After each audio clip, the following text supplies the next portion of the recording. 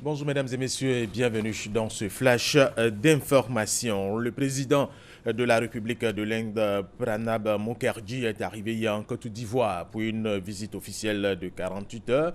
Il a été accueilli à l'aéroport Félix Houphouët-Boigny par le président ivoirien Alassane Ouattara. Pranab Mukherjee, le premier président indien à fouler le sol ivoirien pour une visite officielle. Ce séjour vient renforcer la coopération entre l'Inde et la Côte d'Ivoire. Les deux présidents ont eu un tête-à-tête avant de signer plusieurs accords de partenariat. Chiram Kofi Abolin.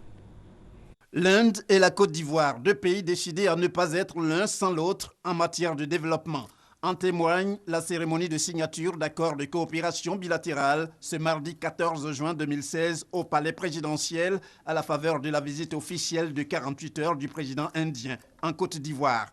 Il s'agit précisément d'accords de siège en faveur de la représentation de la Banque indienne d'export-import Exim Bank India en Côte d'Ivoire.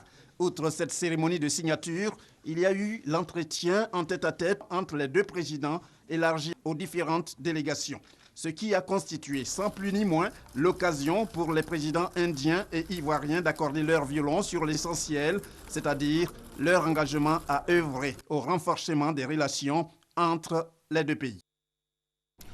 La journée mondiale des donneurs de sang, c'était hier, une journée pour sensibiliser les uns et les autres à donner leur sang pour sauver des vies humaines. Ici, en Côte d'Ivoire, il y a un déficit de poches de sang au Centre national de transfusion sanguine.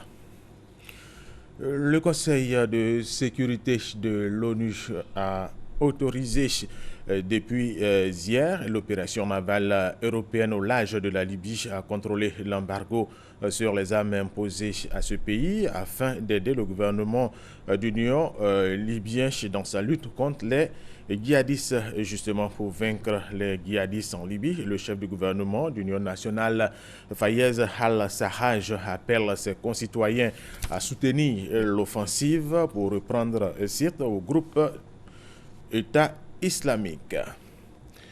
Au moins 70 combattants de deux camps, et là nous sommes en Syrie, ont été tués en 24 heures dans des affrontements entre forces du régime et rebelles alliés à des djihadistes au sud de la ville d'Alep, nord de la Syrie. Les forces pro-régime appuyées par des raids de l'armée de l'air syrienne et de l'aviation russe sont parvenus à reprendre ce mercredi Zeitan et Kalassa, deux villages qu'elles avaient perdus quelques heures plus tôt au sud-ouest d'Alep.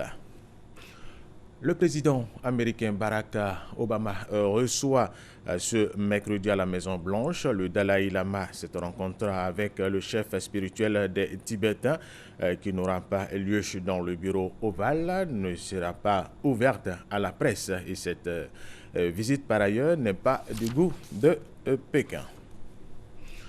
Et sachez que le président français François Hollande a ratifié ce mercredi à l'Élysée l'accord sur le climat conclu en décembre à Paris à l'issue de la COP 21. La France devient ainsi le premier pays industrialisé, membre du G7 et du G20, à ratifier cet accord.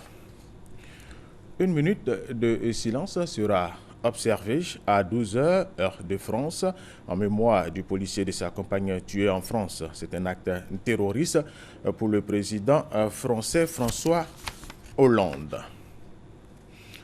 Euro 2016, la Russie est dans le collimateur de l'UEFA qui soutient qu'elle va exclure de l'euro la Russie en cas de nouvel incident dans un stade. La justice française a placé 43 de ses encombrants supporters en garde à vue hier mardi après les violences de ce week-end à Marseille. Et toujours par rapport à l'euro, la France joue son deuxième match face à l'Albanie ce mercredi à 19h GMT. Si elle gagne ce match, elle est qualifiée pour les 16e de finale. C'est la fin de ce flash d'information. Merci de l'avoir suivi. Je vous retrouve à 13h.